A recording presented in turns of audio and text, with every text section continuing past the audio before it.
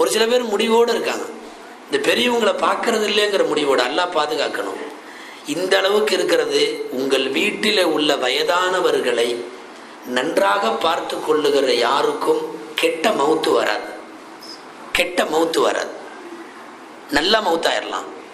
கடைசி வரை நன்றாக இருக்கலாம், ஆரோக்கியமாக இருக்கலாம். அந்த ஆரோக்கியத்திற்கு வழி என்ன தெரியுமா? வீட்டில் இருக்கிற பெரியவர்களை சரியாக பராமரிக்கணும். சில பேர் அது என்னமோ தெரியறதில்லை, மாமியானா அப்படி ஆகாத ஒரு இது உலகம் பூரா இருக்கு. எவனோ ஒரு இழிச்சவாயன் மனைவியை கட்டி கொடுத்து அதுக்கும் மாமியாவுக்கும் ஏதோ ஒத்து வர்றதில்லை யாட்டு இருக்குது, அந்த மனைவிக்கும் அந்த மாமியாவுக்கும்.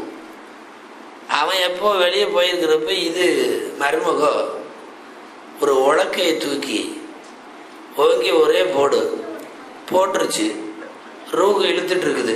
கேள்விப்பட்டிருப்பீங்க, நம்ம ஊரில் சொல்கிற வேடிக்கையான கதை இது. ரூகு இழுத்துட்டு இருக்குது, இவனுக்கு சொல்லி அனுப்பிச்சிட்டாங்க, இவன் வந்திருக்கான். அந்த புள்ள செய்கிறதையும் செஞ்சு போட்டு ஒன்று அழுதுட்டு நிற்குது. அம்மாவுக்கு இப்படி ஆகி போச்சுங்கோன்ட்டு அழுதுட்டு நிற்குது. இந்த ஆள் வந்த நம்மாள், ஆமாம், இது கொஞ்சம் அறவேக்காடு மாதிரி போல தெரியுது, முழுசாக எதுவும் விளங்கலை. என்னாச்சுன்னு மனைவிட்ட கேட்டான். அது மேலே இருந்து இறங்குறப்போ கீழே உளுந்து அடிபட்டு ஏதோ சுயநினைவெல்லாம் போய் இப்படி ஆயிட்டாங்கங்கிற மாதிரி என்னமோ சொல்லுது. இது அந்த போகிற நேரத்தில் இவளை போட்டு கொடுத்துட்டு தான் போகணும்னு முடிவு பண்ணி அந்த மாமியா கடைசி நேரத்தில் சொல்லிருச்சு. அங்கே பேச முடியலை. அங்கே மூளையில் உலக்க இருக்குது, அதை காட்டுது. உலக்க தெரியுமில்ல, இடிக்கிறது. உலக்கையை காட்டுது, கழுத்தை காட்டுது. இந்த உலக்கையில தான் நெரிச்சிருக்கா, கழுத்தை காட்டுது. காட்டு இவளையும் காட்டிருச்சு. 3 காட்டுதுங்க. என்னன்னு? உலக்க, கழுத்து, இந்த பொம்பளை. காட்டின உடனே இந்த மருமக டக்குன்னு சுதாரிச்சிருச்சு பாருங்க, இது ஏதோ நம்மளை போட்டு கொடுக்குதுன்ட்டு. அவன் கேட்டான், எங்கள் அம்மா என்ன சொல்லுது? அம்மா சொல்கிறது புரியலையா? புரியல. உலக்க மாதிரி நிற்கிறிய, என் கழுத்தில் இருக்கிற செயின் எடுத்து இவன் கழுத்தில் போடு.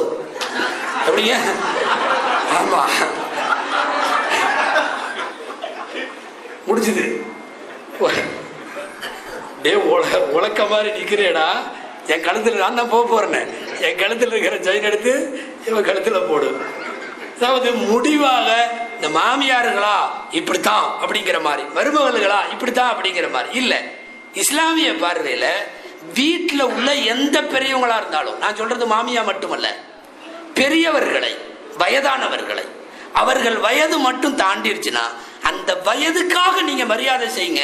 உங்களுடைய காலத்தில் நீங்கள் நன்றாக இருப்பீர்கள்.